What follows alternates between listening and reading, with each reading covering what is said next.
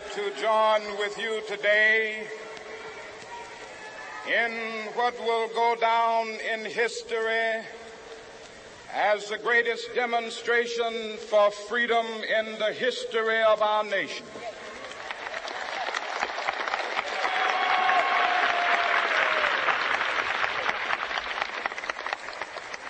Five score years ago, a great American in whose symbolic shadow we stand today signed the Emancipation Proclamation. This momentous decree came as a great beacon light of hope to millions of Negro slaves who had been seared in the flames of withering injustice. It came as a joyous daybreak to end the long night of their captivity. But 100 years later, the Negro still is not free.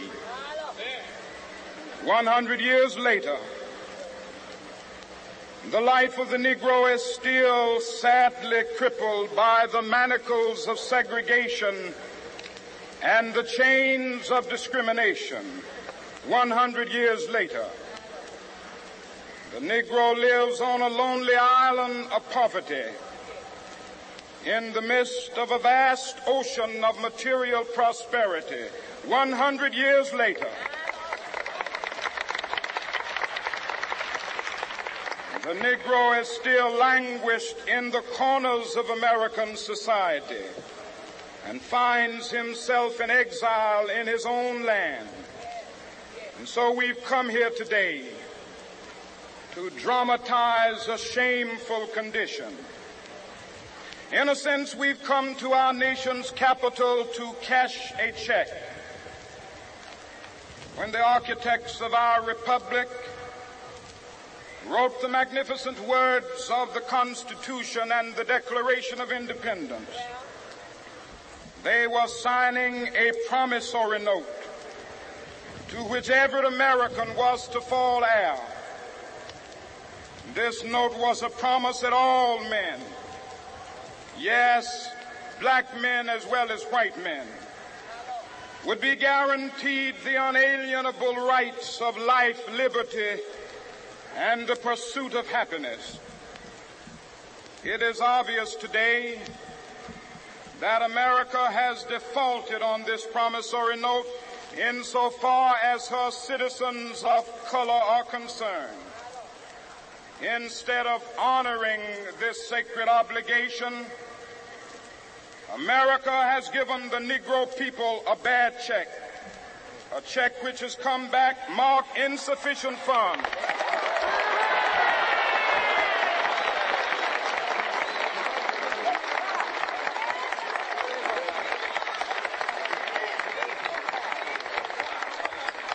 But we refuse to believe that the Bank of Justice is bankrupt. We refuse to believe that there are insufficient funds in the great vaults of opportunity of this nation. And so we've come to cash this check, a check that will give us upon demand the riches of freedom and the security of justice.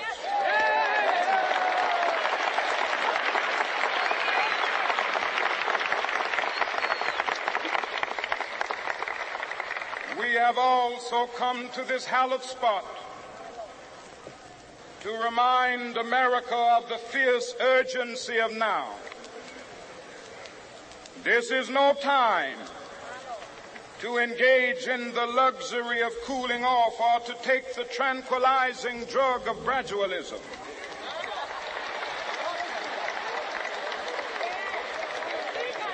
Now is the time to make real the promises of democracy.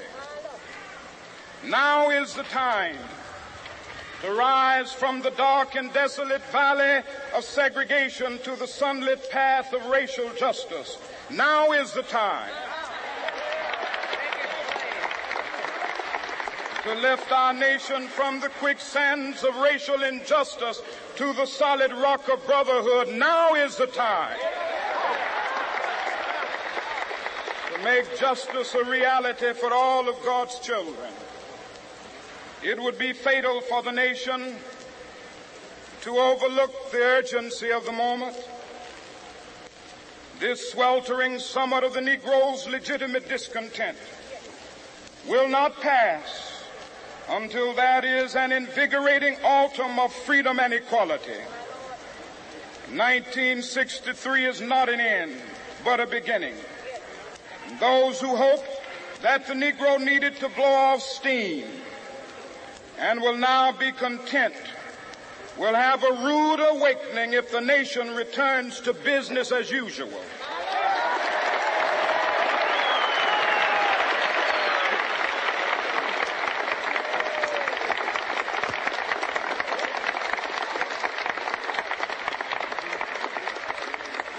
There will be neither rest nor tranquility in America until the Negro is granted his citizenship rights. The whirlwinds of revolt will continue to shake the foundations of our nation until the bright day of justice emerges. But that is something that I must say to my people who stand on the warm threshold which leads into the palace of justice. In the process of gaining our rightful place, we must not be guilty of wrongful deeds. Let us not seek to satisfy our thirst for freedom by drinking from the cup of bitterness and hatred.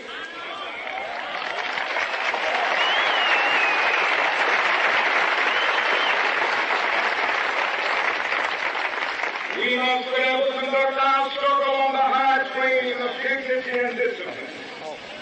We must not allow our creative protest to degenerate into physical violence. Again and again, we must rise to the majestic heights of meeting physical force with soul force. The marvelous new militancy which has engulfed the Negro community must not lead us to a distrust of all white people. For many of our white brothers, as evidenced by their presence here today, have come to realize that their destiny is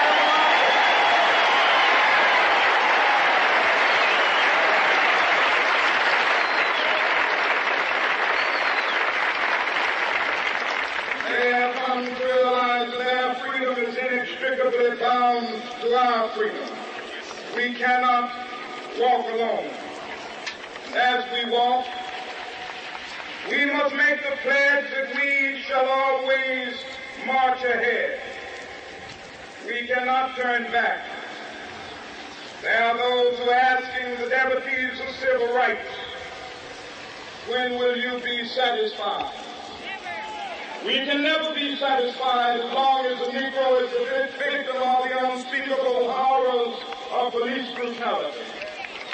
We can never be satisfied as long as our body is heavy with the fatigue of travel, cannot gain lodging in the motels of the highways and the hotels of the city.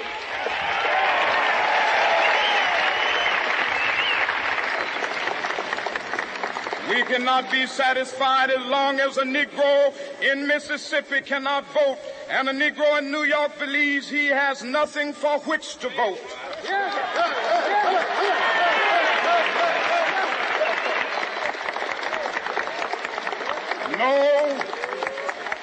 No, we are not satisfied, and we will not be satisfied until justice rolls down like waters and righteousness like a mighty stream.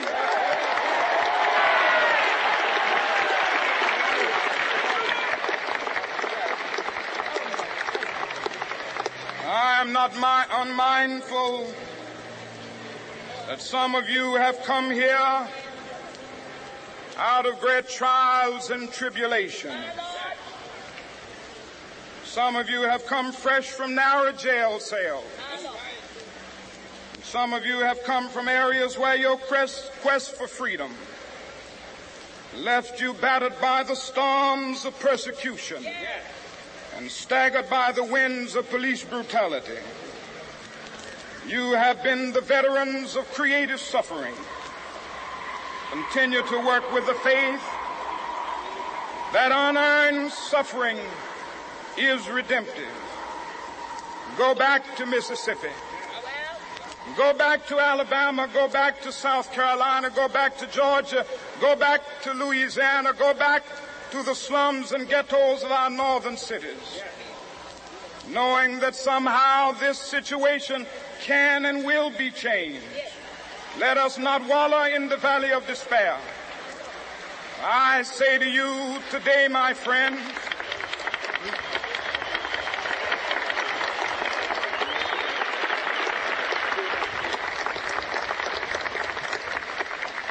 so even though we face the difficulties of today and tomorrow, I still have a dream.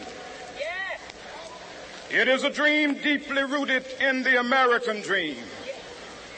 I have a dream that one day this nation will rise up.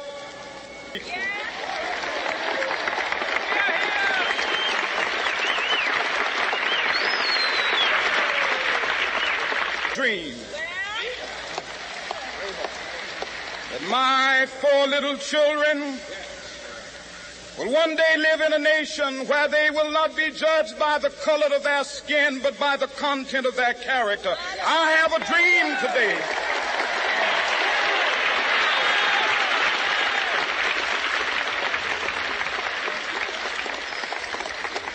I have a dream that one day, down in Alabama, with its vicious racists, with its governor having his lips dripping with the words of interposition and nullification. One day right there in Alabama, little black boys and black girls will be able to join hands with little white boys and white girls as sisters and brothers. I have a dream today.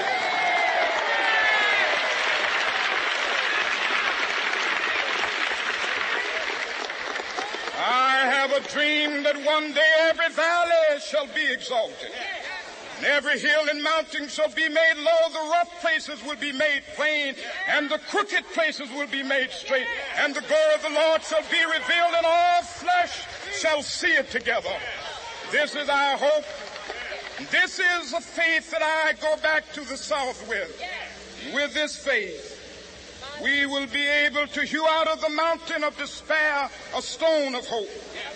With this faith, we will be able to transform the jangling discords of our nation into a beautiful symphony of brotherhood. With this faith, we will be able to work together, to pray together, to struggle together, to go to jail together, to stand up for freedom together, knowing that we will be free one day. This will be the day. This will be the day when all of God's children will be able to sing with new meaning, "My country, tears of thee. Sweet land of liberty, of thee I sing. Land where my fathers died, land of the pilgrim's pride. From every mountainside, let freedom ring. And if America is to be a great nation, this must become true. And so let freedom ring from the prodigious hilltops of New Hampshire. Let freedom ring from the mighty mountains of New York. Let freedom ring from the heightening Alleghanies of Pennsylvania. Let freedom ring from the snow-capped Rockies of Colorado.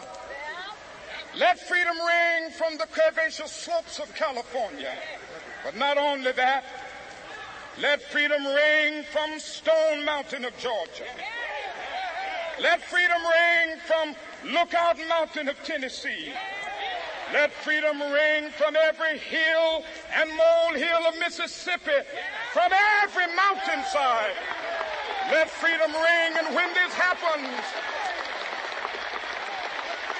when we allow freedom ring, when we let it ring from every village and every hamlet, from every state and every city, We will be able to speed up that day when all of God's children, black men and white men, Jews and Gentiles, Protestants and Catholics, will be able to join hands and sing in the words of the old Negro spiritual, free at last, free at last. Thank God Almighty, we are free at last.